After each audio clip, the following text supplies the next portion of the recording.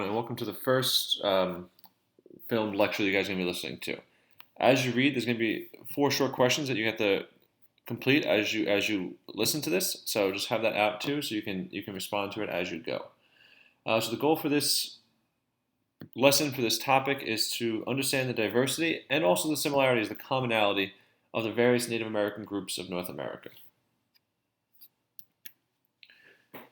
So when we talk about Native Americans, a lot of times the common stereotype, the common presumption is that Native Americans are one group, right? That, oh, you're Native American, right? So you all must be the same.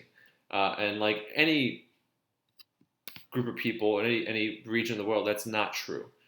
Think about Europeans, right? Europeans all live on the same continent, but how different they are, right? They speak different languages. They have different practices and customs and foods, right? And so the same thing is true of the Native Americans who lived in North America, right? Because North America is a huge continent. Two of the largest countries in the world are actually on North America, right? So it's a large continent with a lot of diversity.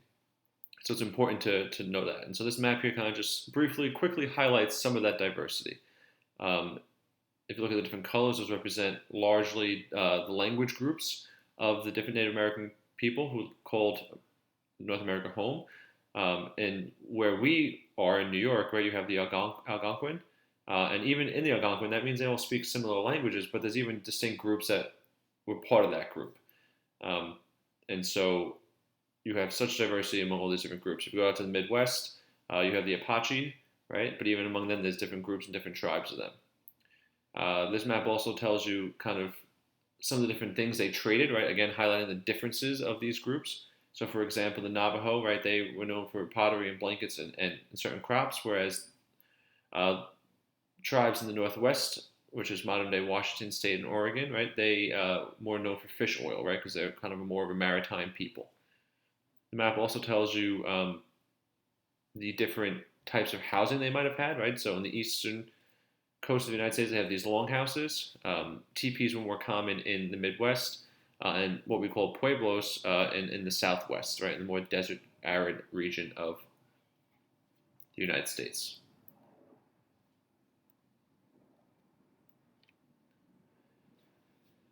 So some of these different groups that just to kind of highlight, just to further emphasize this diversity, you have the Anasazi and the Pueblo. Both were in southwestern or western modern day United States. The Anasazi lived in what we now call the Four Corners region. So if you look on the map on the right here, down towards the bottom, you have where the states of Wyoming, Utah, Arizona, and New Mexico meet, almost in a perfect line, right? And so that's known as the Four Corners. And that was the general area that these Anasazi lived, right? That was over 3,000 years ago, right? So same time as the ancient Israelites, if you're talking about world history, right? So comparable time periods. They introduced agriculture into this relatively dry, arid region. And then their descendants are a group of people known as the Pueblo, and that's actually where we get the name for the type of housing that these Native Americans lived in, right? Built into kind of the cliff sides of the region. In the Northwest, so moving further north, you have other Native American groups like the Nukta, who lived in what we would consider modern-day Washington State, Seattle, and Northern California. And since they're all kind of hugged the coast, also parts of Canada too.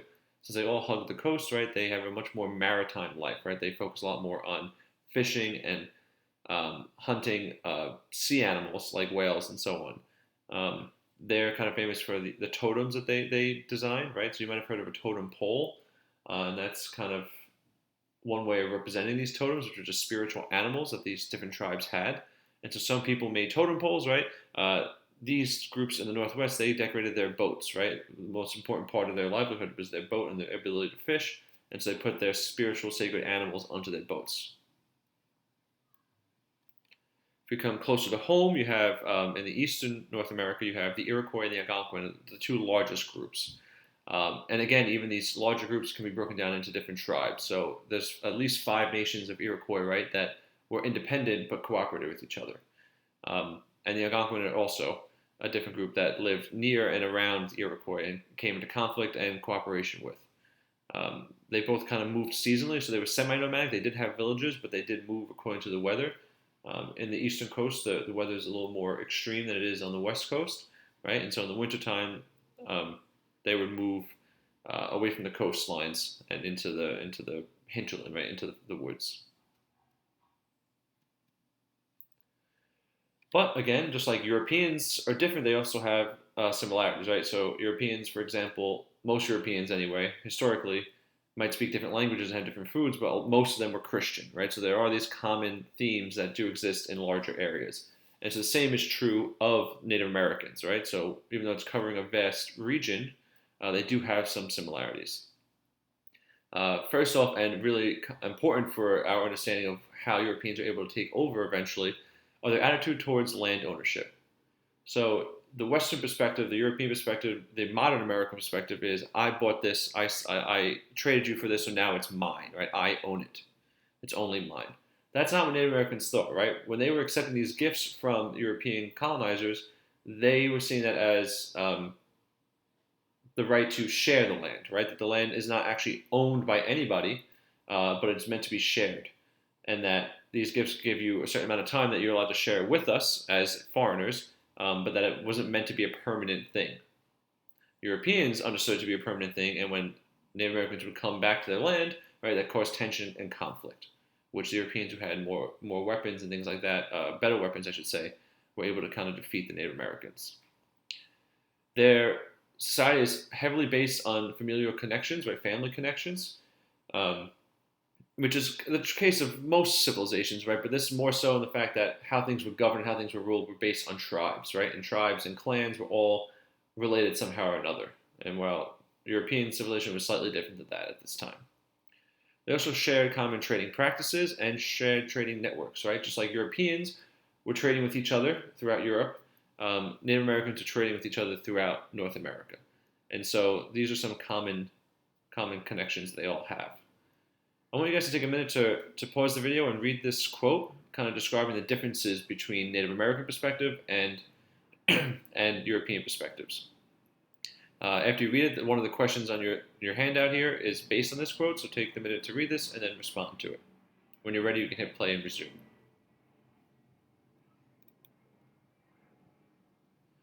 Some additional commonalities or similarities between the different Native American groups that call North America home are religious beliefs, right? And so the religious beliefs of Native Americans can typically be classified as animism. And animism is the idea that the natural world, both living and non-living, so say an animal or a rock or a tree, could all were filled with these spirits, right? And it was a very spiritual tradition where they tried to connect with these spirits in nature and respect and revere these spirits. They had this idea of a great spirit, a creator, right? Just like in every religious tradition, pretty much, right? There's this idea of a creator, someone who created the earth and the universe. They also share this. Societies varied in Native America based on either patrilineal or matrilineal societies. And this pretty much means, depending on how power was passed down. In some Native American groups, it was a patriarchy, right? So it was passed down through the male members of the society. And in some, it was actually power was passed down through the mother's side, through the female chain. Ironically, though, even though power was passed down through the mother's side, it was still passed to a male, right? So the leader of a tribe would be inherited from the mother's side of the family, not from the father's side. And this is obviously not Native American culture, but it's an important thing just to mention now, and we're definitely going to come back to African culture because as slaves are beginning to be imported to what is now the United States, they bring their culture with them. And so I want to take a quick moment just to kind of address this, but as we talk more about the arrival of slavery, we'll come back to this point. So as Europeans began to settle more and more in North America, the need for more labor grew. And originally they would enslave Native Americans, but for different reasons, including diseases, right? They were not as effective, so to speak. So the importation of African slaves began, first with the Spanish and Portuguese throughout the Caribbean and South America, and then the English, Dutch, French also started bringing enslaved people in to North America. And with them, they bring a mix of Muslim, Christian, and animist religion. So again, some were indigenous African religions that believed in spirits. Some were Christian who had been converted decades or centuries beforehand, and some were also Muslim, right? Because Islam spreads in the 7th century, 8th century into North Africa. And so you have this mix of different beliefs coming with this group of people. Again, similarly to the Native Americans, there's a mix of a matriarchy and a patriarchy in some of the societies. And also similar to them, they have a complex family web, right? So just like how power is based on the family in Native American cultures, it's also based on families and the connection to families in West African and African cultures. And so all these things are being brought over, and when the slaves are kind of ripped from their homeland, right, they bring what they can and try to recreate what they can in the new world. And the last point for this slide, this lecture, is the eventual decline of Native American populations. There's a couple of reasons for this. Most of them involve Europeans. Some were intentional, some were unintentional, right? And so the most obvious one is warfare, right? The common understanding of colonization by the Europeans is they took over the land, they conquered the land. And that is true, but it's not as clean cut as that, right? It takes time. This time when the Native Americans actually are in more control than the Europeans, but there is still tension and warfare that comes to dominate, and the Europeans come to dominate through it. But the largest reason, the most important reason for this population's decline is actually disease. And so the Native Americans were isolated for thousands of years, right? And so all the diseases that had been spreading throughout Asia, Europe, and Africa, like smallpox, for example, did not exist in North America. And as we know, when a virus does not exist, when a virus is newly introduced to a population, that population has no immunity to it, right? We can think of our own issue right now with the COVID pandemic, right? It's a new virus, so there's no immunity to it yet among the population.